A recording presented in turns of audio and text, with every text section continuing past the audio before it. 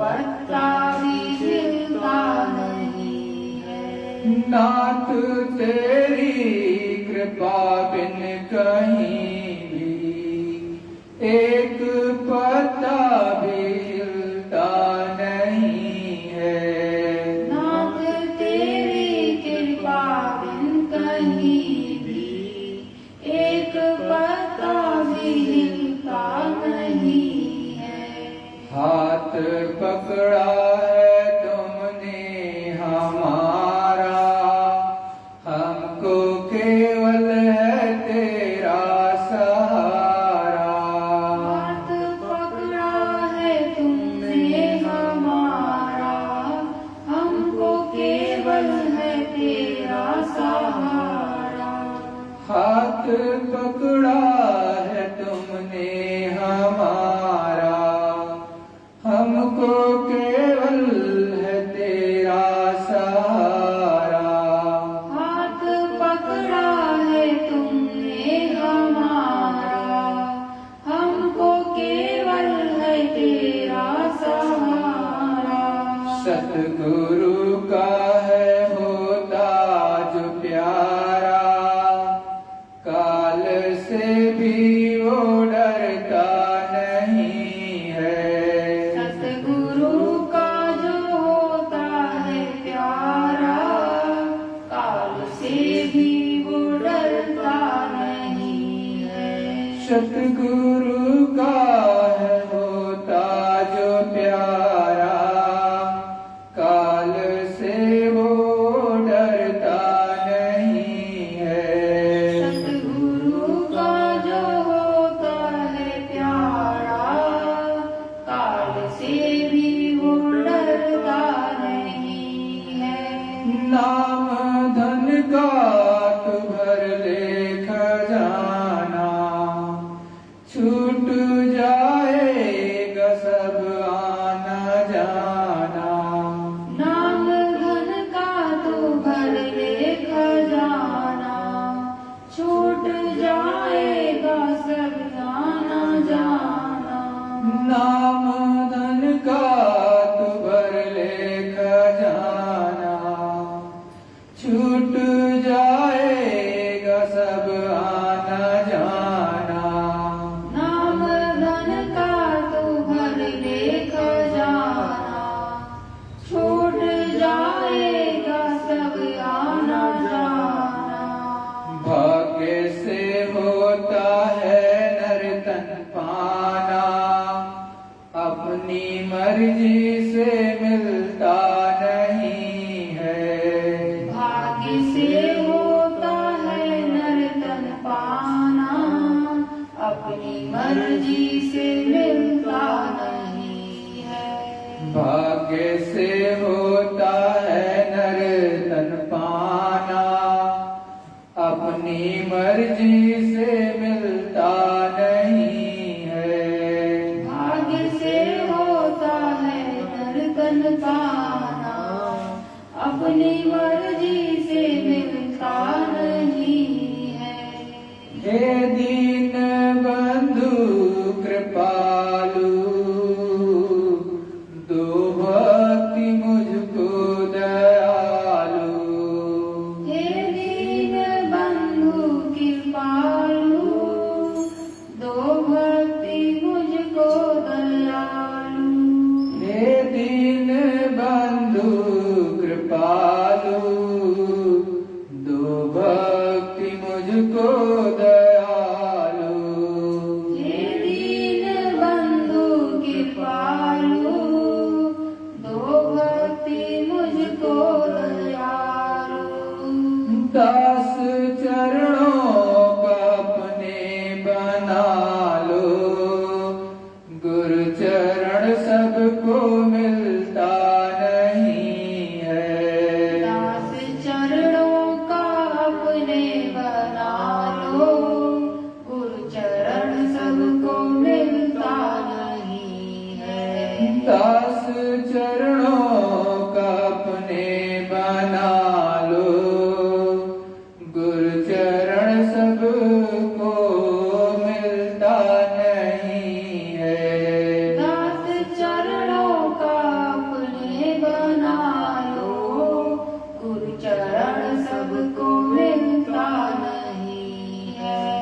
गुरुवाणी में अमृत भरा है, वो जमाने में मिलता नहीं है। गुरुवाणी में अमृत भरा है, वो जमाने में मिलता नहीं है। गुरुवाणी में अमृत भरा है, वो जमाने में मिलता नहीं है। गुरुवाणी में अमृत भरा है, वो जमाने में मिलता नहीं है। जय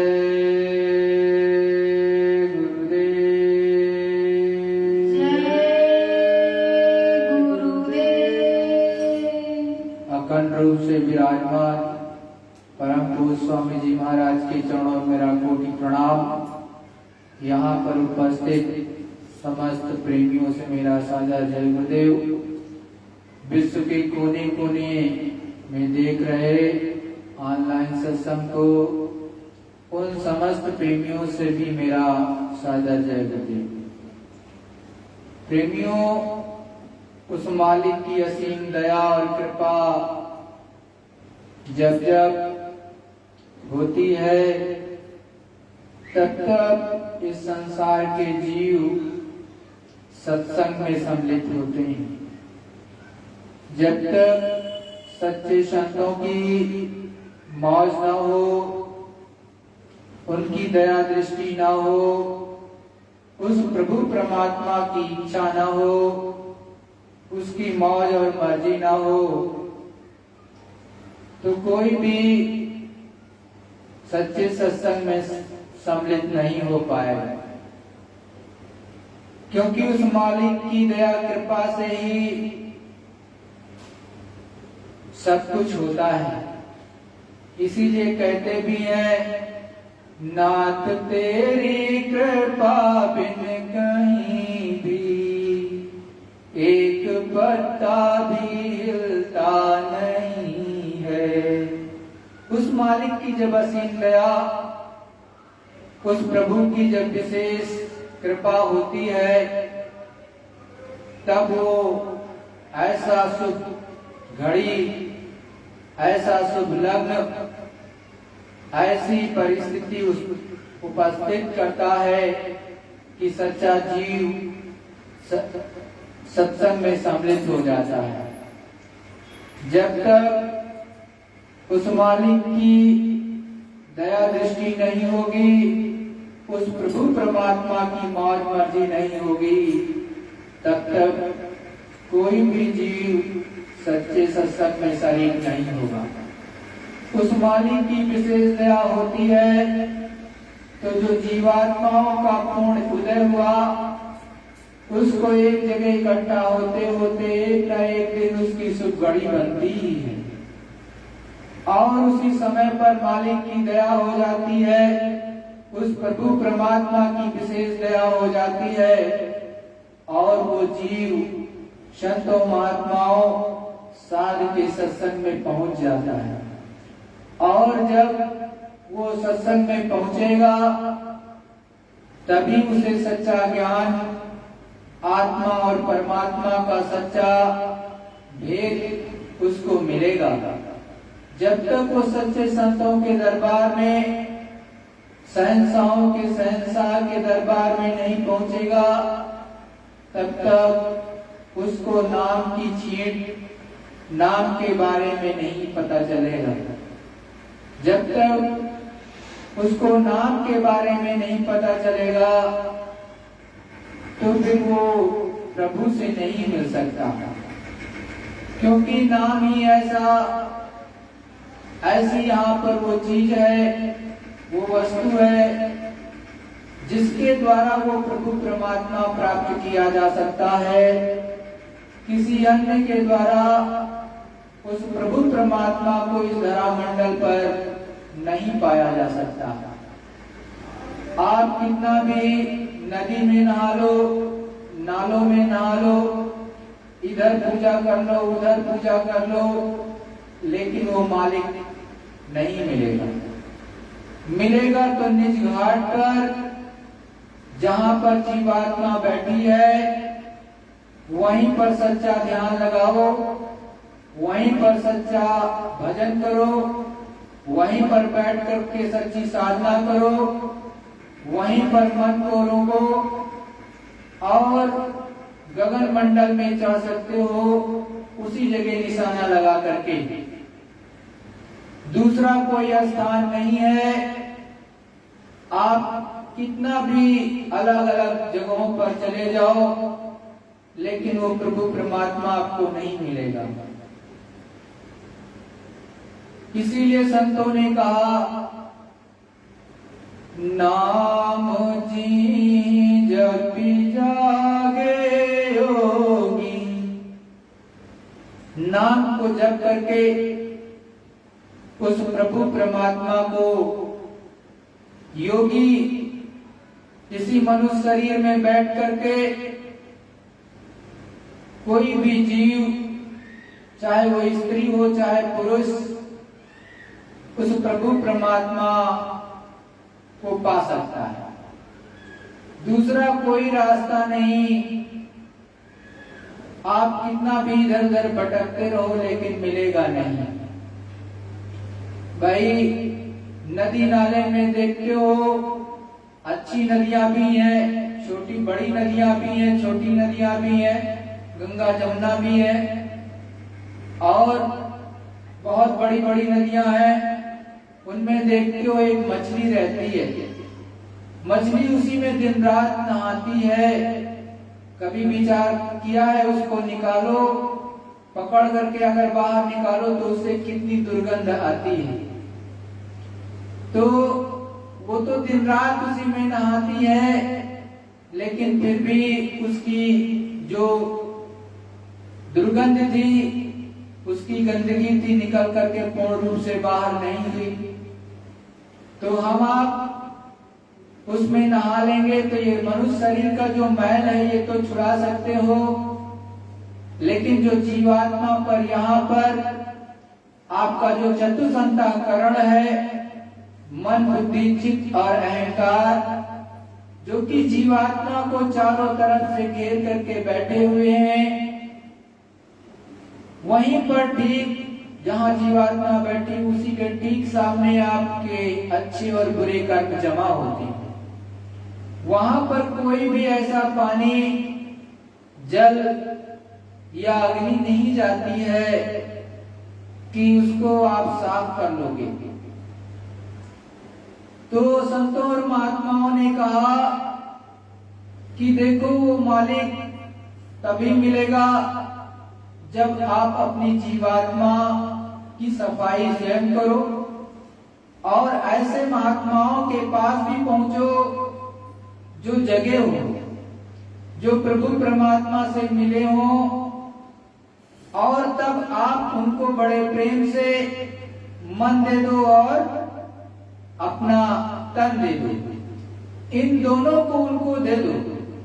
तन और मन जब सच्चे संत को दे दिया तो इस तन से आप बुरा नहीं कर सकते, इस मन से आप बुरा नहीं कर सकते। तो वो सच्चे संत आपके मन को और तन को धो डालेंगे, खूब रगड़ाई करेंगे और एकदम निर्मल और पवित्र हो जाएगा। और जब निर्मल और पवित्र हो जाएगा तो एकदम से चमचम चमकने लगेगा और उसके बाद ही वो प्रभु परमात्मा मिलेगा। इसीलिए कहते हैं कि कुछ तुम करो, कुछ सतगुरु करें, तो दोनों के करने से ये जीवात्मा जाग जाएगी। लेकिन आप अपने तन को और मन को संत सतगुरु के चरणों में अर्पित नहीं करोगे तो कैसे संभव है। अतिशय रगड़ करे जो कोई, अनल प्रकट चंदन सम होई। जो अतिशय रगड़ करते हैं, लग करके मेहनत करते हैं, सच्चा सुमिरन सच्ची पूजा, सच्चा ध्यान भजन उस प्रभु परमात्मा का करते हैं तो गोस्वामी जी बता रहे, संत महात्मा बता रहे कि बहुत मेहनत जो करता है तो यहाँ पर योग अग्नि पैदा हो जाएगी आपकी दोनों आंखों के बीचों बीच। वो अच्छे और बुरे कर्मों को एकदम साफ कर देगी, एकदम से दोनों गंदगी को साफ कर देगी। जो भी कलमल काई जमा है आपकी जीवात्मा पर वो साफ करेगी। और उसी तरह से जिस तरह से चंदन की दो लकड़ियों को आपस में खूब रगड़ोगे तो क्या प्रकट हो जाती है? अग्नि। उसी तरह से जब यहाँ पर दोनों भवों के बीचों बीच जहाँ जीवात्मा बैठी है पीछे की तरफ, वहां पर आप नाम की रगड़ जब करोगे, शब्द की रगड़ करोगे और उसको सुनने लगोगे तो धीरे धीरे करके ये जीवात्मा जाग जाएगी और उस प्रभु परमात्मा से मिलन होगा।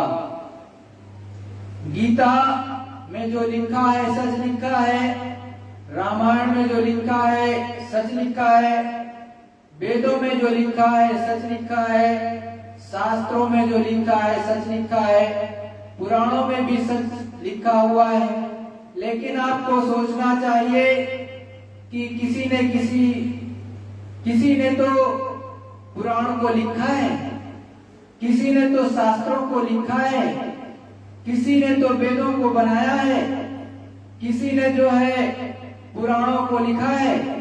तो आपको सोचना चाहिए कि जिन्होंने उस प्रभु परमात्मा की कुछ चीजों को पाया, उनकी वाणी को सुना, तब जाकर के लिखा। मनुष्य शरीर में ही बैठ करके उसको पाया या फिर उसकी आवाज को, आकाशवाणी को सुना और तब उन्होंने कलमबद्ध किया।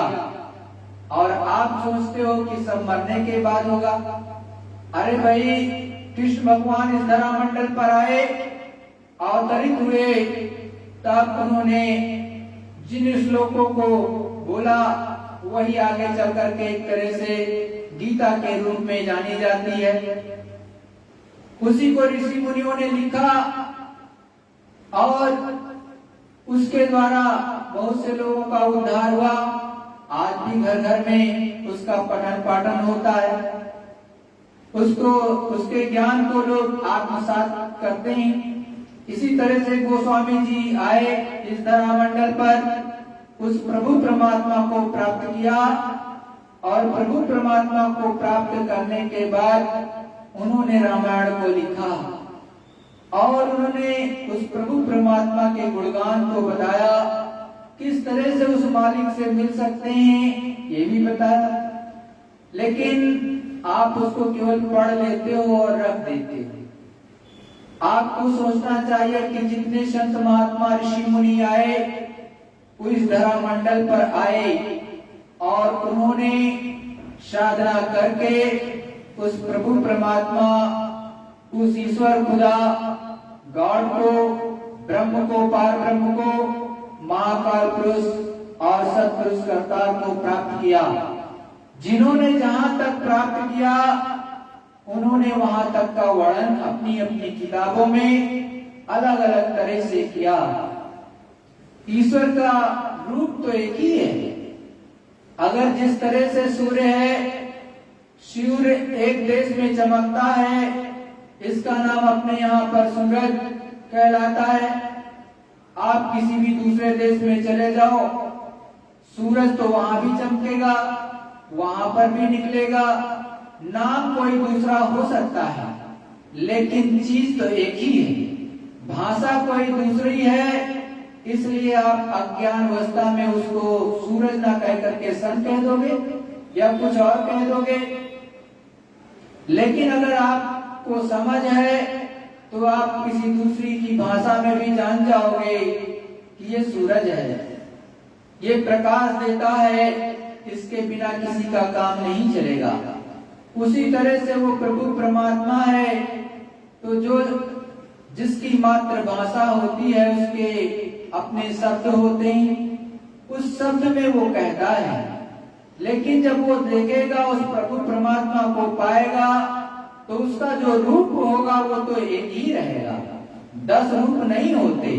जिस तरह से आप यहाँ पर हैं तो आपका एक रूप है, और यदि किसी दूसरे देश में भी जाएंगे तो आपका यही रूप रहेगा, बदल नहीं जाएगा।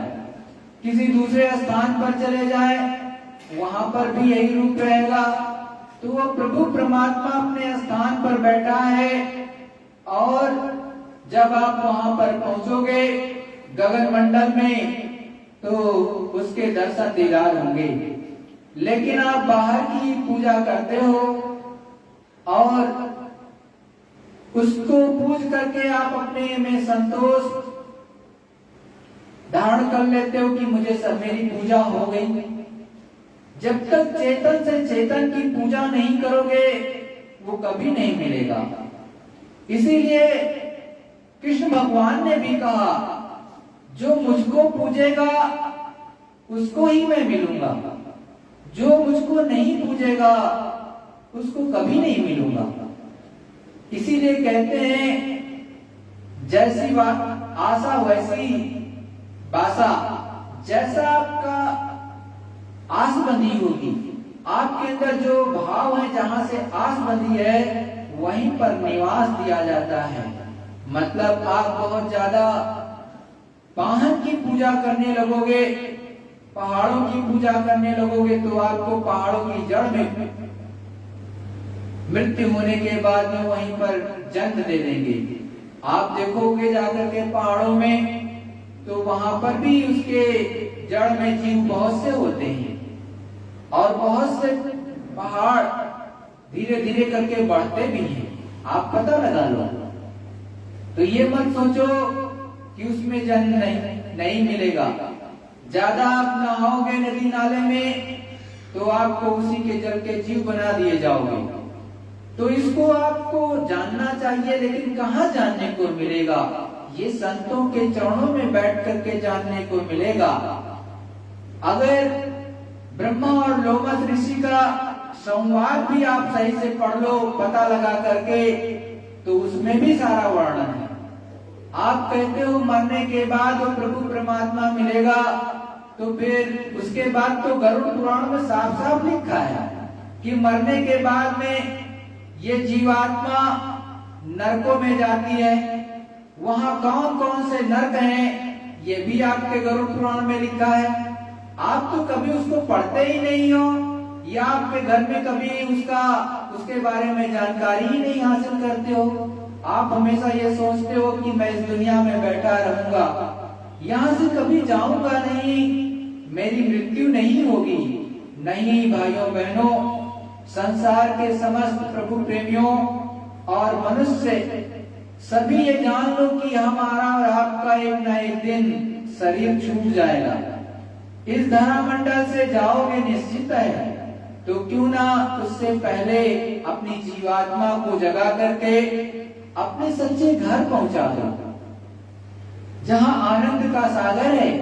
और नहीं तो आप निश्चित रूप से दोजख में, नरकों में जाओगे, इसमें कोई दो राय नहीं। क्योंकि एक झूठ बोलने पर भी सजा माफ नहीं होती है। तो आप तो सुबह से लेकर शाम तक भी बोलते रहते हो झूठी झूठ, और न जाने कितने झूठ बोलते हो, तो आपकी माफी कौन करेगा? अरे आपके ही रामायण पढ़ते, उसमें साफ साफ लिखा है, काल रूप में तिन कर भ्राता, शुभ और अशुभ कर्म फलदाता। साफ साफ रामायण में लिखा हुआ है। देखो, मैं किसी का दोस्त दुश्मन नहीं, मैं किसी का भाई नहीं, मैं तो मेरा जो रूप है वो काल रूप है। मैं तो आपके अच्छे और बुरे का जो हिसाब होता है, जब आपकी मृत्यु हो जाएगी, मनुष्य शरीर से बाहर निकल जाओगे, तो आपका हिसाब करूंगा। आप अच्छा करोगे तो स्वर्ग वैकुंठ मिल जाएगा, आप बुरा करोगे तो नरकों में 84 में डाल दिए जाओगे, इसमें कोई दो राय नहीं। और नरकों और 84 से भी निकलोगे तो सीधे कहां जाओगे? फिर 84 लाख योनियों में चले जाओगे, जहां पर बहुत दुख और तकलीफ आपको होगी। करोड़ों अरबों साल बीत जाएंगे, लेकिन ये मनुष्य शरीर नहीं मिलेगा। किया सब कुछ आपने मनुष्य शरीर में बैठ करके किया है, लेकिन फल में आप परतंत्र हो। फल तो उस मालिक के अनुसार ही आपको मिलेगा, जो भी धर्मराज आपको न्याय करेंगे उसके अनुसार। तो उसमें तो आपकी वहां कोई गवाही चलेगी नहीं, न वहां पर चोरी चलेगी, न चंटाई चलेगी, न चालाकी चलेगी। वहां पर तो थर थर कांपोगे। और ये वहां पर जब यमराज यमदूतों के द्वारा आपको पकड़ करके मार रहे होंगे, तो ये जीवात्मा कुछ नहीं कर पाएगी। और लिंग शरीर में अथक आपको दंड दिया जाएगा, इसमें कोई दो राय नहीं। इसीलिए सच्चे संत और फकीर कहते हैं कि इस मनुष्य शरीर में बैठे हुए मुक्ति मोक्ष का धाम है। इसमें आप चाहे मुक्ति मोक्ष प्राप्त कर लो, चाहे अपने को नीचे गिरा लो। तो जो संतों की वाणी को मान लेते हैं, सच्ची पूजा में लगते हैं, सच्ची साधना करते हैं, उनको वो प्रभु परमात्मा जीते जी मिलता है। गोपियों ने कृष्ण भगवान से सच्चा प्रेम किया।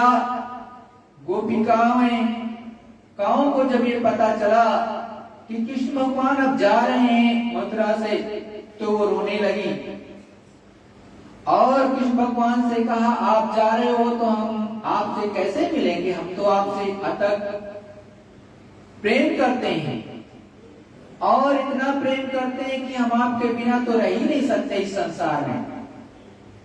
हमारा जीना भी मुश्किल हो जाएगा, हम जी नहीं पाएंगे। तो उन्होंने समझाया कि देखो मैं जा नहीं रहा हूं, आपको लग रहा है कि मैं दूर हूं, मैं तो आपके ही पास में हूं। कहा कैसे? कहा अपनी अपनी आंखों को बंद करो और जहां पर बिंदी लगाती हो वहीं पर एक टक ठीक सामने अंदर वाली दृष्टि से देखो, ध्यान लगाओ। उन्होंने वैसा ही किया और उनकी दिव्य दृष्टि खुली, तीसरा नेत्र खुला और देखा कृष्ण भगवान ठीक सामने खड़े हैं। और हर गोपिका के अंदर में वो कृष्ण भगवान खड़े। तो उन्होंने फिर समझाया कि देखो इस विधि से मैं आपके पास में हूं, मैं कभी दूर नहीं रहता। तो दिव्य दृष्टि तो सबके पास में है, लेकिन वहीं पर सच्चा प्रेम जो होना चाहिए था उन्होंने नहीं किया। मतलब एक तरह से मित्र के रूप में तो किया, लेकिन जब उनको भी पता चला कि ये जा रहे हैं अपने धाम, मतलब दो लोग को, जिस धाम से आए थे प्रकृति लोक से, उस प्रकृति लोक में जा रहे, तब उन्होंने कहा आप मुझे भी साथ ले चलो। तो कृष्ण भगवान ने कहा देखो मेरे लोक को कोई ऐसे नहीं जा सकता, जा सकता है तो दो विधि है, या तो तत्वदर्शी महात्माओं की खोज करे और जो वो साधना बताए वैसी साधना करे तो मेरे लोक को आ सकता है। दूसरा रास्ता योग का है, योग करके आप मेरे धाम धवल में पहुंच सकते हो। तब उन्होंने कहा कि देखो मैं तो बहुत बूढ़ा हो गया हूं और मैं अभी इस अवस्था में योग क्रिया तो होगी नहीं, क्योंकि उस समय पर प्राणायाम क्रिया होती थी, उसके द्वारा साधना करके ऊपर लोग पहुंचते थे। तो कहा अब तो मुझसे होगा नहीं। तो फिर उन्होंने यही कहा देखो यही दो विधि है और आप बद्रिका आश्रम चले जाओ, वहां पर जाकर के संतों की खोज करो और साधना करो। तो देखो वो गोपिकाओं ने कृष्ण भगवान से सच्चा प्रेम किया और प्रेम करके उनको पा लिया। अगर कोई भी सच्चे संतों से जो पूरा है उस मालिक से मिलता है, परमात्मा से प्रतिदिन, ऐसा कोई संत हो, लेकिन ऐसे संत अरबों खरबों में एक ही होता है, 10-20 नहीं होते, बड़ी साफ बात है। और तो उनके नाम की रोटी खाते हैं, जो सच्चे होते हैं उनके नाम की रोटी। और वो जो है ऐसे उनको भेष कहते हैं एक तरह से। तो उस प्रभु परमात्मा से जो मिलता है प्रतिदिन वो आपको मिला देगा। उसके चरणों में बैठोगे तो निश्चित है गुरु की आज्ञा का पालन करोगे, जैसा वो कहता हो वैसा भजन ध्यान सिमरन अपने घर में ही बैठ करके करोगे इसी मनुष्य शरीर के अंदर। ये मनुष्य शरीर आपका सच्चा मंदिर है, इसको प्रभु परमात्मा ने बनाया है, इसलिए इसको पाक साफ रखो, एकदम से पवित्र रखो। इसमें उस मालिक की अंश बैठी है और उस प्रभु परमात्मा की जब अंश बैठी है तो इसको पवित्र रखो और इसी में बैठ करके सच्ची साधना करके उस प्रभु को पा सकते हो संतों के माध्यम से। जय गुरुदेव। देखो प्रेमियों, गुरु महाराज ने ये सत्संग सुनाया। ये सत्संग गुरु महाराज ने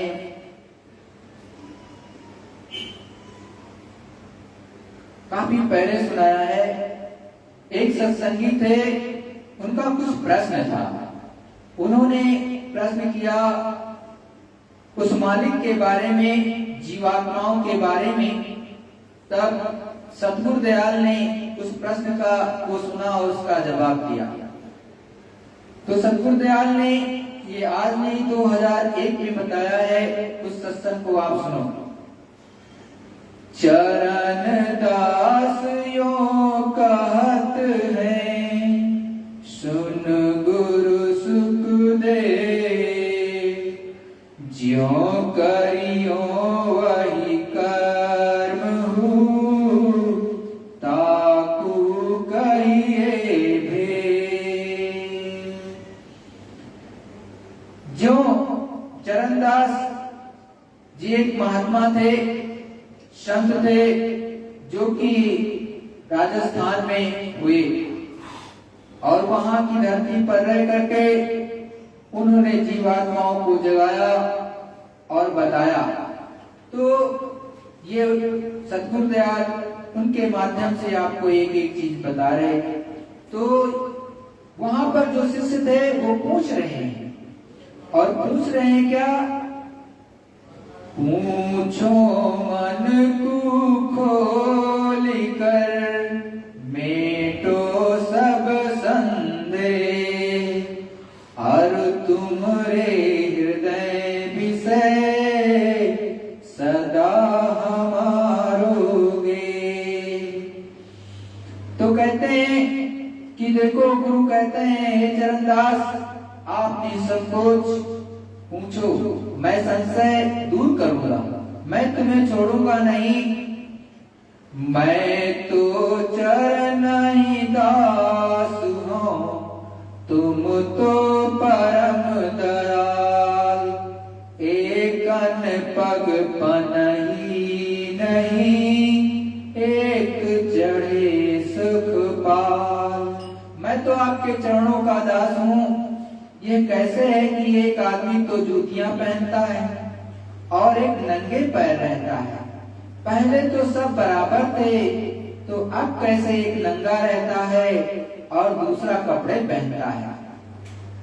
ये एक जीवात्मा चरणदास जी से पूछती है कि देखो, एक तो बहुत सुख में रहता है, मतलब एक के पास जूते भी हैं, चप्पल भी हैं, 10 जोड़ी जूते भी होते हैं, और एक के पास एक भी जूते नहीं होते, उसके पास कोई जूतियां नहीं होता है, बहुत दुखी और तकलीफ में रहता है इस धरा मंडल पर।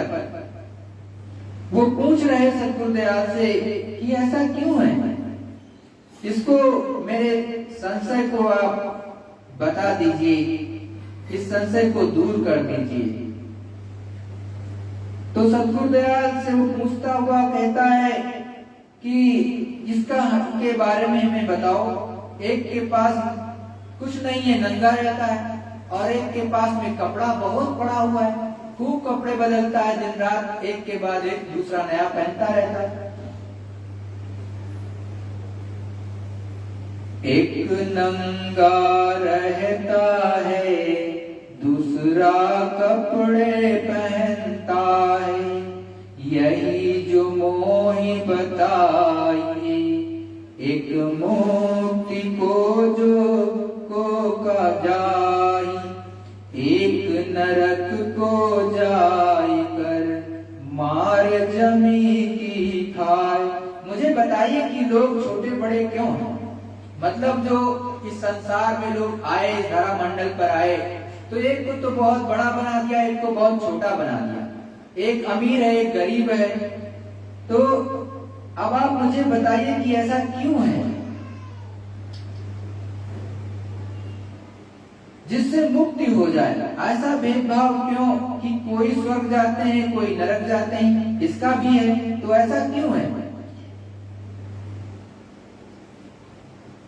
एक दुखी एक अति सुखी, एक भूप एक रंग, एक अन्न का विद्या बड़ी, एक पढ़े नहीं अंग। एक दुखी रहता है, खाना कपड़ा भी नहीं पाता है। एक अति सुखी है, उसके पास परिवार घर मकान जमीन है। एक दरिद्र है, एक भूख, ऐसा एक मतलब राजा है। ऐसा भेदभाव क्यों हो गया? किसी को समान दुनिया का मिलता है, किसी को नहीं। एक पढ़ते हैं, लिखते हैं, एक पढ़ते नहीं, मन ही नहीं लगता। एक अमीर घर में जन्म लेता है, एक अत्यंत गरीब घर में विद्या नहीं पाते हैं। ये कम ज्यादा ज्ञान क्यों? एक अध्यापक है, एक कारखाने का मजदूर है। एक को मेवा मिले, एक चने भी नाय, कारण कौन दिखाइए, करि चरणन की छाय। एक मेवा खाता है, मतलब एक जो जीवात्मा यहाँ मनुष्य शरीर में आई, उसको मेवा खाने को मिलता है। लेकिन दूसरा चने को भी मोहताज हो जाता है, मतलब उसको चना भी नसीब नहीं होता है, इतनी दरिद्रता में रहता है कि उसको वो भी नहीं मिल पाता है। ऐसा कारण कौन सा है? कृपा करके बताइए। मैं आपके चरणों की छत्र छाया में हूँ। इस तरह बताइए कि मेरा इनका संदेश चला जाए, दुनिया का तोड़ फोड़ समाप्त हो जाए और कारागार से छूटने का, मुक्ति का मार्ग भी प्राप्त हो जाए। मैं आपके चरणों की छाया में हूँ, मेरा संदेश मेटिए। यही मोहि समझाइए, मन का धोखा जाए, है कर निस्संदेह में रही चरण लपटाए। मुझे ये समझाइए ताकि मैं चरण कमलों की सेवा करूं और शंका दूर हो जाए। मतलब चरणदास जी से जो है वो जीवात्मा जो शिष्य के रूप में है, उससे पूछते हैं कि मुझे बताइए कि इन सबका क्या कारण है, मुझे इन सबका सही सही अर्थ बता दीजिए। तो मेरे अंदर जो शंका है छोटे बड़े का, क्योंकि यहाँ पर आप देखते हो कोई IAS भी है, कोई क्लर्क है, कोई जो है नेता बन गया तो IAS को भी डांट लगा देता है, वो तो अंगूठा टेक भी होता है। और जो है एक बहुत अच्छे से पढ़ा है उसको भी डांट दे रहा है। तो ये कर्मों की गति है। संत महात्मा बताते हैं कि ये राजयोग है, किसी का राजभोग है तो राज में भोग में चला गया, मतलब उसने कर्म पहले बहुत अच्छे किए थे, जिसके कारण उसको बहुत अच्छा सम्मान योग उच्च पद मिला, और वो दूसरों को डांट देता है। और उनके नीचे में, उनके अंडर में दूसरे जीव रहते हैं जो कि गरीब हैं, एक तरह से दुख भी पाते हैं। तो इस चीज को सुखदेव जी जानना चाहते हैं। जिन जैसी करनी करी तैसे ही फल पाए, भुगतत है वह जगत में ताकू बदला पाए। ये पाप पुण्य का विधान बनाया, 4 वेद बने जिनमें 80,000 कर्म कांड, 16,000 ज्ञान कांड और 4,000 उपासना कांड की ऋचाएं हैं। अब स्वतंत्रता है, चाहे जो करो चाहो करो, मगर ऐसा करोगे तो ऐसा पाओगे। मारा, डाका डाला, छीन लिया, कत्ल किया, खाया, जैसी क्रिया करी उसका फल पाया, ये कर्मों का ही फल है। इच्छाओं से कभी आराम पाया, कभी तकलीफ, उसके हमें उपभोक्ता बने, लेन देन आया और करने का फल मिला। कर्म प्रधान विश्व रचि राखा, जो जस करे सो तस फल चाखा। जैसी जैसी करनी करोगे उनका फल भोगना पड़ेगा। कर्म करने की आजादी मिली, जो किया उसका अपराध लादा गया, जिससे बदला चुका ले, जिसे मारा वो मारेगा, सब अपना बदला लेंगे। परमात्मा का इसमें क्या दोष? नर समान नहीं कौनो देही। उस पारस मणि को छोड़कर आपने भोग रूपी कांच को अपनाया, जो करोगे भरोगे। चरण दास यो कहत है, सुनि गुरु सुखदेव, ज्यो करियो वही कर्महु, ताकू कहिए भेव। जो कर्म है, जिनका भोग भोगते हैं, वह कैसे बनते हैं, किन किन का क्या क्या फल होगा। काई सुखदेव संदेह मिटाऊं, ज्यों की त्यों पूरी समझाऊं। खोटी करनी नर कहीं जावे, पाप छीन मृत लोक कहीं आवे। पूरी बात बताता हूँ जिससे संदेह छूट जाए। खोटी करनी से नरक जाता है, मतलब गलत जो काम करते हो आप, अच्छे बुरे जो बुरे से बुरे कर्म कर रहे हो, किसी को मार दिया, किसी को काट दिया, किसी को दुख दिया, किसी को सताया, किसी का जो है रुपया पैसा छीन लिया, जेवर छीन लिया, तो ये सब बुरे कर्म जो आप करते हो, ये कैसी करनी है? नीच करनी है। तो ऐसी खोटी करनी आपने की तो आपको नरकों में जाना पड़ेगा। और फिर कहा पाप क्षीण होने पर मृत्यु लोक आता है। मारना, कुदृष्टि, धोखा, अन्याय से पाप क्षीण होगा, नरक जाएगा। फिर 4 खानों और 84 लक्ष योनियों में जाएगा। भले काम जाए स्वर्ग मझारा, पुन छीन मृत लोक कहीं डारा। कोई भी बुरा नहीं किया तो स्वर्ग आ जाएगा, मतलब अच्छा आपने सबसे किया, अच्छे कर्म किए तो स्वर्ग में आपको जाना होगा। स्वर्ग को पाया तो पूर्ण क्षीण मृत्यु लोके, तो जैसे ऊपर में पूर्ण क्षीण हो जाएगा आपका, तो फिर से स्वर्ग लोक से आपको पुनः मृत्यु लोक में जन्म दे दिया जाता है। और फिर कहा स्त्री जहां भी जाएगी मादा होगी, पुरुष नर होगा। ये संबंध स्वर्ग लोक तक चलेगा। बैकुंठ से आकर रईस घर में पैदा होंगे, वहाँ अंडा मुर्गा खाएंगे, पैसे का दुरुपयोग करेंगे, जीवात्मा पर भार लदेगा, फिर 84 और नरकों को जाएंगे। ऐसे लोग फिर आवे, कर्म न छूटे दुख सुख पावे। ऐसे लोगों में पहुंचकर नीचे उतरते हैं, पाप पूर्ण से नहीं छूटते या नास्तिक होकर नीचे गए। जैसे कर्म छूटे सो काहू, तो पै दया करत ही राहू। तुम पर हर वक्त दया है, कैसे कर्मों से छूटेगा ये मुझे मालूम नहीं। खोटे कर्म सुसफल निवारे, शुभ करनी कूनी के धारे। खोटे कर्मों का निवारण कर भले कर्म में लगा ले। आत्माओं की सेवा करना, कष्ट न देना, ये भला काम है। गृहस्थ के दरवाजे पर कोई भूखा आ गया तो कहते हैं चलो चलो, अगर उसे खिलाया तब तो भला कर्म, और ना खिलाया तो खोटा कर्म बन गया। इस अपराध का भारी दंड भोगना होगा।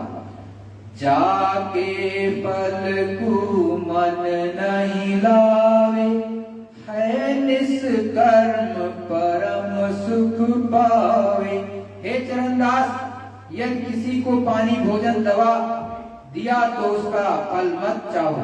पूर्ण पुंज बिन मिला ही ना संता। जब तक पूर्ण का पुंज नहीं बनेगा, मतलब जो आप पूर्ण करते हो, धीरे धीरे पूर्ण करते हो, तो ये इकट्ठा होता चला जाता है। तो जब पूर्ण इकट्ठा हो जाएगा, पुंज बन जाएगा, मतलब भंडार बन गया, तब जाकर के उसकी दया और कृपा होगी उस प्रभु की, तब आपको संत मिलेंगे। अगर पूर्ण कर्मों का संचय नहीं होगा, वो इकट्ठा नहीं होंगे, आप बुरा करते रहोगे, तो कभी भी वो संत महात्मा नहीं मिलेंगे और कभी भी आपकी जीवात्मा का कल्याण नहीं होगा। ये संत सद्गुरु बता रहे। तो कहते हैं कि जो पद त्यागते हैं, हे चरणदास, यदि किसी को पानी भोजन दवा दिया तो उसका फल मत चाहो। पूर्ण पुंज बिन मिले ना शंता। फल लेने की इच्छा की तो पूर्ण क्षीण हो गया। मतलब अगर कोई ये भी कहता है कि मैंने ये सेवा किसी की मैंने पूर्ण किया, तो मैं इसका जो फल चाहता हूँ, तो अगर ये भी चाहेगा तो उसका पूर्ण क्षीण हो जाता है, तो कभी भी उसका फल जल्दी फिर नहीं मिलता। आप पूर्ण करो, लेकिन उस मालिक पर छोड़ दो, फल की चिंता मत करो। कृष्ण भगवान ने भी यही कहा, कर्म करो लेकिन आप फल की चिंता मत करो, फल उस मालिक के पर छोड़ दो। तो अच्छे कर्म करो और ये सोच करके करो कि उस मालिक की दया थी, ये सेवा मैंने कर दी।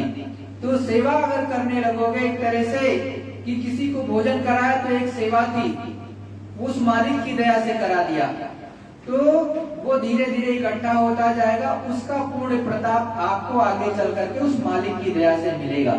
ये संत महात्मा बताते हैं। फल त्यागे सोई चरण ही दास, चरण कमल की राखे आश। जो फल त्यागेंगे वही चरण कमलों को पाएंगे। निष्कर्मी बनो, चरण कमलों में प्रेम महात्माओं से मिलेगा, उनका साक्षात्कार हुआ तो आत्मबोध परमात्मा बोध के लायक हुए। सो पावे निर्वाण पद, आवागमन मिटाए। जन्म मरण हुए नहीं, फिर काल न खाए। जो चरण कमलों को पाता है वो निर्वाण पद पाता है। वहां न शासन है, न डर है, न धमकाना, न लेना न देना। मुक्ति प्रकाश में है। यदि एक बार ऐसा कर लिया तो दोबारा काल दूसरे मकान में नहीं डाल सकता, फिर 84 में नहीं डाल पाएगा। तो देखो संत सद्गुरु इस तरह से समझाते और बताते हैं कि इस तरह से तुम्हारा काम बनेगा। जो जो कही गुरुदेव जी, मोसो परि प्रत्यक्ष। चरण दास को दीजिए साधुओं की शिक्षा। चरण दास जी कहते हैं कि ऐसी शिक्षा दीजिए कि साधु बन जाऊं। तो सद्गुरु क्या कह रहे हैं? वही सात्वी जानिए, निर्वार सब कर। तन मन वचन सधे रहे, पाले अपना धर्म।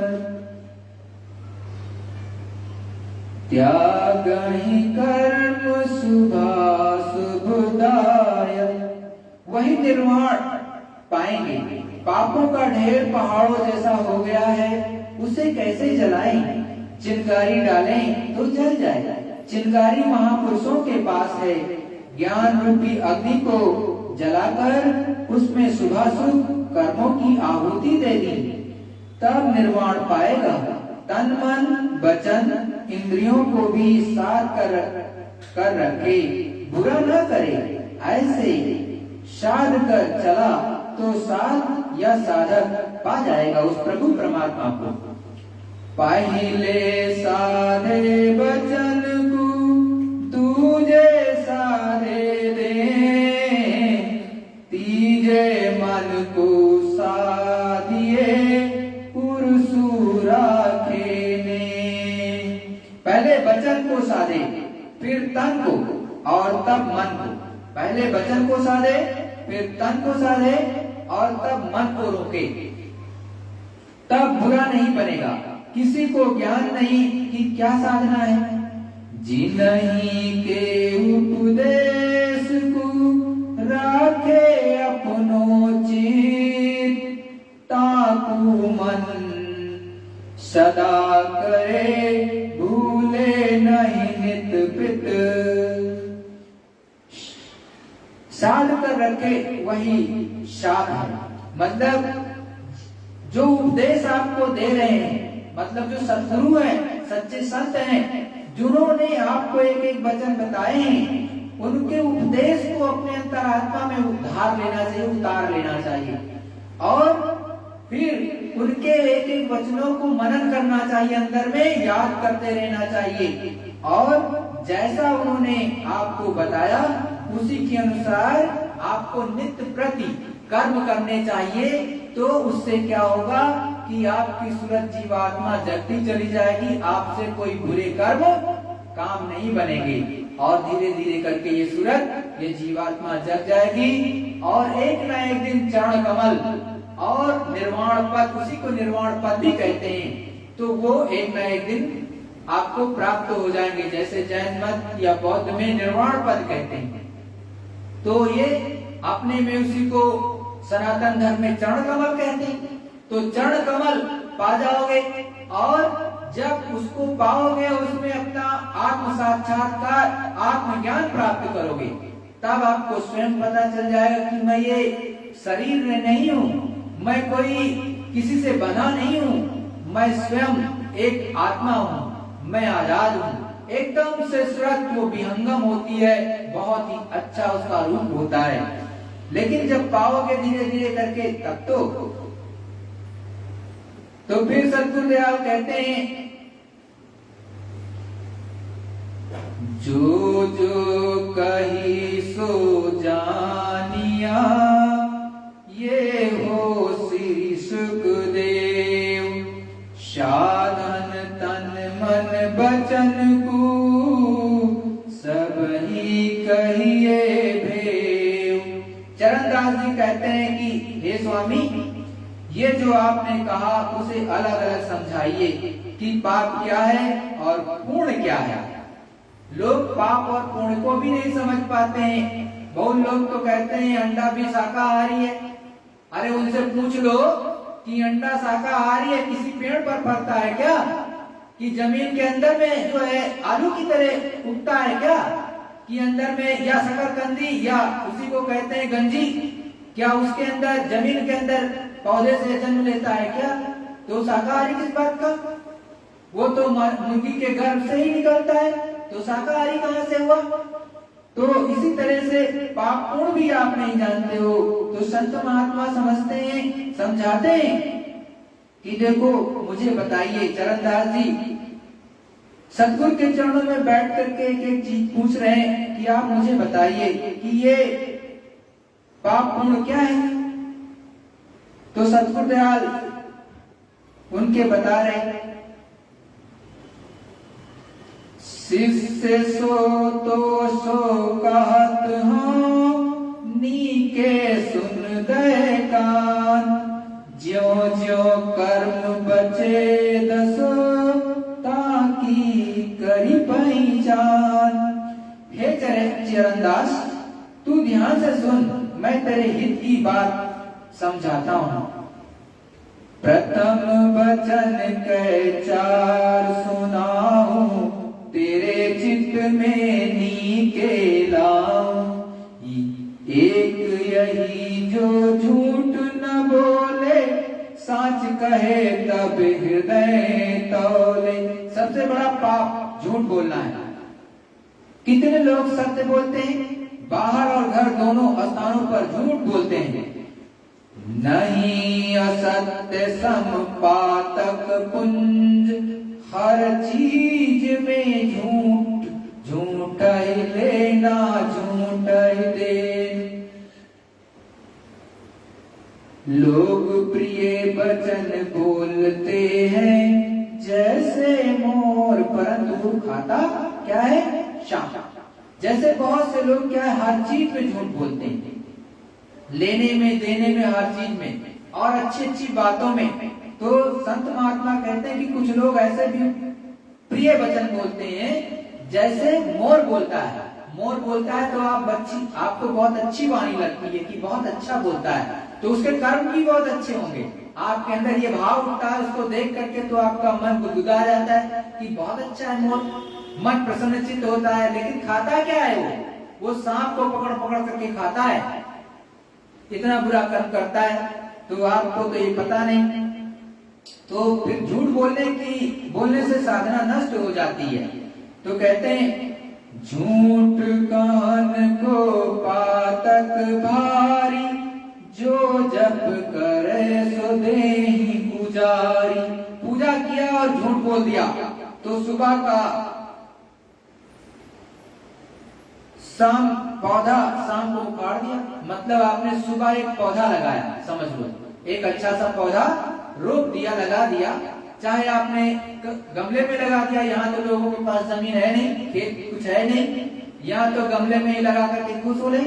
लेकिन जहाँ पर जमीन है, जिनके पास में लैंड है, और उस धरती माँ पर उन्होंने पौधों के बड़े प्रेम से लगाया, तो अगर उन्होंने शाम को उखाड़ दिया, उसको हटा दिया, तो वो सारा का सारा गिर गया, बेकार हो गया। तो वैसे ही वो हुआ कि आपने सुबह तो पूजा की, लेकिन दोपहर और शाम को झूठ बोलने लगे। झूठ बोल दिया तो जितना किया था सबका सब व्यर्थ चला गया, सब बेकार हो गया। तो इसलिए संत सद्गुरु बताते हैं, हमारे पूजा ध्यान धारणा मंदिर गंगा तीर्थ जब का कोई फल नहीं, यदि झूठ बोल दिया। महात्माओं की वाणी से परिवर्तन होगा, वरना घर घर में यही दशा रहेगी। तो एक सेठ जी थे, सेठ जी ने मथुरा में मंदिर बनाया और झूठ के पुलिंदे बांधे, लाखों की चोरी, सुई का दान। मतलब आजकल जैसे नहीं होते, बड़े बड़े माफिया होते हैं, खूब धन कमाया छल से कपट से, और क्या क्या एक छोटा सा मंदिर बना दिया, अरबों रुपए ऐसे हड़प गए और एक छोटा सा मंदिर बना दिया। मतलब कि करोड़ों अरबों कमा लिया झूठ के कारण, और सुई भर कर बराबर दान कर दिया। तो कहते हैं मेरा सारा का सारा माफ हो जाएगा। जैसे बहुत से लोग चोरी डकैती करते हैं और जाकर के हनुमान जी के सामने भी कहेंगे कि मेरा ये काम सफल हो जाए, तो हम ये चोरी डकैती करने भी जा रहे हैं, बोल देते हैं उनसे, और जो है हम 1 किलो लड्डू चढ़ाएंगे या ऐसा करेंगे। तो ये बहुत गलत बात है। हनुमान जी को सब कुछ पता है। जिस दिन उनकी गदा उठेगी उस दिन आपका पता नहीं चलेगा आप कहाँ चले गए। जिस दिन माओ की, मतलब चाहे वो वैष्णो माँ हो, चाहे दुर्गा माँ हो, चाहे काली माँ हो, चाहे जो है बिंदेश्वरी माँ हो, कहीं पर भी जो देवी देवता रहते हैं वो कभी झूठ को बर्दाश्त नहीं करते हैं, ना पसंद करते हैं। आप अपने स्वार्थ में बोलते हैं तो दंड तो एक ना एक दिन आपको मिलेगा, कि जैसा कर्म करोगे दंड मिलेगा। वो तो कभी आपके दंड के आपके जो है पाप में भागीदारी नहीं होती उनकी। तो देखो कहते हैं झूठे का जप लागत नाही, सिद्ध होए नहीं निष्फल जाई। झूठ बोलने से जप निष्फल जाएगा। मतलब जो पूजा पाठ करोगे, साधना करोगे, अगर झूठ बोलने लगोगे तो आपका वो सब निष्फल हो जाएगा, बेकार हो जाएगा, और सिद्धि मिलेगी नहीं। परमात्मा का नियम बदलता नहीं, लोगों को अच्छे बुरे का ज्ञान नहीं। कहते हैं झूठ बोले बिना काम कैसे चलेगा। तो संत महात्मा और ऋषि मुनि जिन्होंने एक एक ज्ञान आपको बताया, वो अकाट्य सत्य है प्रेम में। उनके वचन झूठे नहीं जाते, ये सच्चा जीव था, जो कि जिसकी जीवात्मा जगी थी।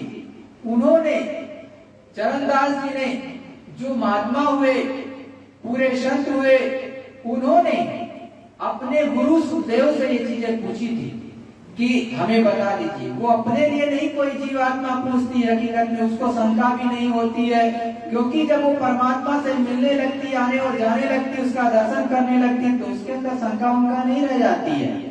आप ऐसे बैठे हो, अंधेरा आपके सामने है, कभी आपने आंख बंद करके उस प्रभु परमात्मा का सच्चा साक्षात्कार नहीं किया, केवल ऐसे बाहर से पूजा करते हो, तो आपको नहीं पता, आपके लिए तो कहते बोल लोग कहते निराकार है।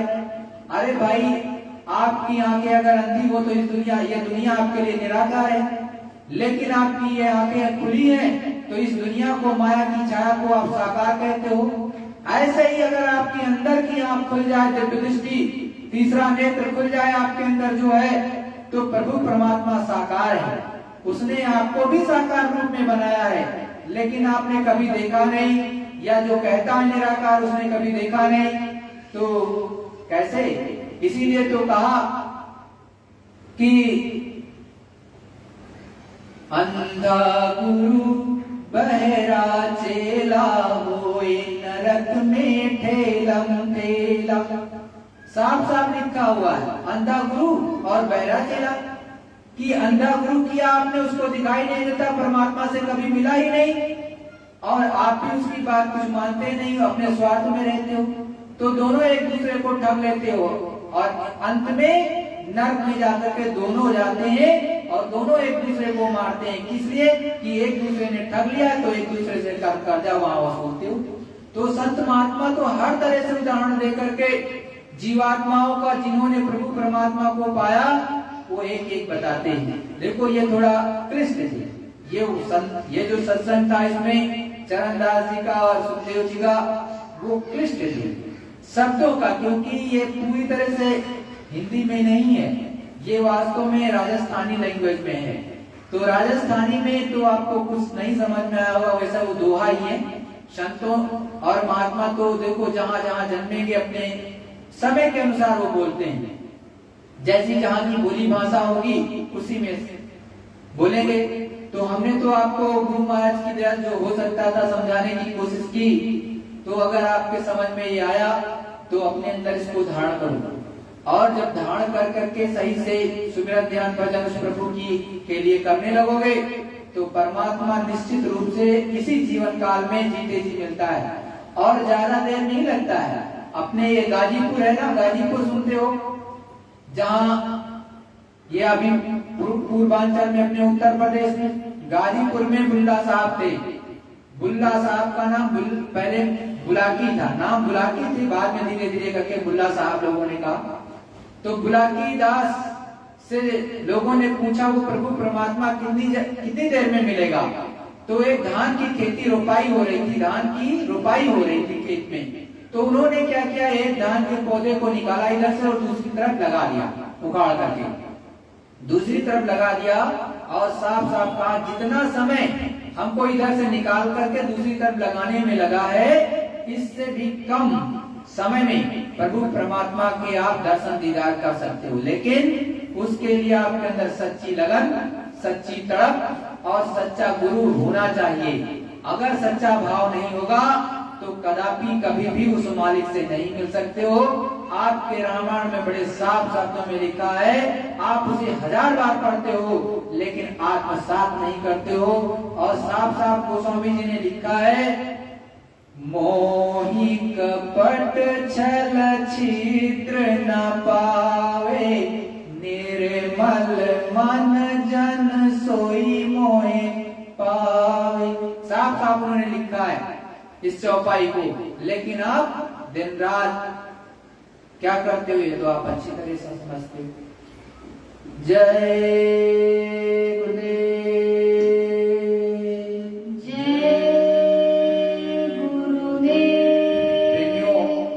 एक प्रार्थना होगी, तत्पश्चात आप सभी लोग इस धरा मंडल पर, इस विश्व के कोने कोने पर जहां पर भी होंगे, तो आप सच्चा सुमिरन सच्चा ध्यान, सच्चा भजन अवश्य करना, क्योंकि ये सच्चा सुमिरन, सच्चा ध्यान, सच्चा भजन यही सच्ची पूजा है। ये आत्मधन है, ये आत्मा का धन है। आत्मा का धन यदि इकट्ठा करोगे तो मरने जब आपकी मृत्यु होगी, जीवात्मा के संग केवल यही जाएगा। और जितना आपने ये कूड़ा करकट इस संसार में इकट्ठा किया है, अरब खरब महल, एक महल दो बनाया, कोठी बनाई, बंगला बनाई, ये सब छूट जाएगा। ये इधर पड़ा, आपकी जीवात्मा उधर अकेली चली जाएगी, सब छोड़ के, कि वही काम नहीं आएगा। लेकिन ये जो सच्ची पूजा है ये जाएगी, तो इसको जरूर करना। जय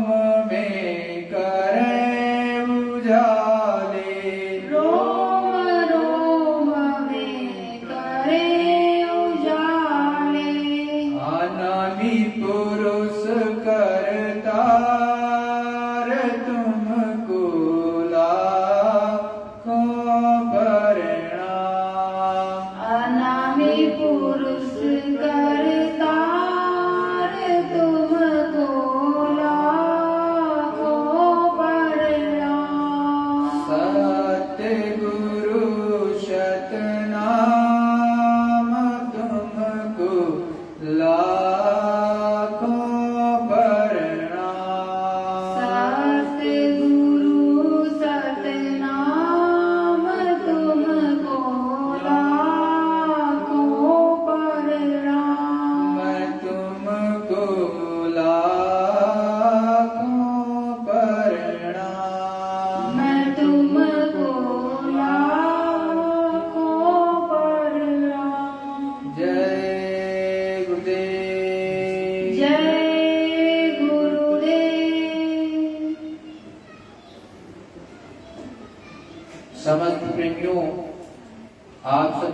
सुमिरन में कैसे बैठोगे? पहले अंदर में बोलना जय गुरुदेव, फिर अंदर में कहना हे मालिक, मुझसे जाने अनजाने में जो गलती अपराध हुआ हो आज तक, उन समस्त गलतियों को, अपराधों को क्षमा कर दीजिए, दया कीजिए और मेरी दिव्य दृष्टि को खोलिए। साथ ही साथ गुरु महाराज ने जो आपको बताया है कि पहले गुरु का स्वरूप याद करो, फिर गुरु महाराज को प्रणाम करो। गुरु का नाम लिया, गुरु को स्वरूप याद करके प्रणाम किया। फिर पहले स्थान के धनी का नाम लिया, उनके रूप को याद किया, उन्हें प्रणाम किया।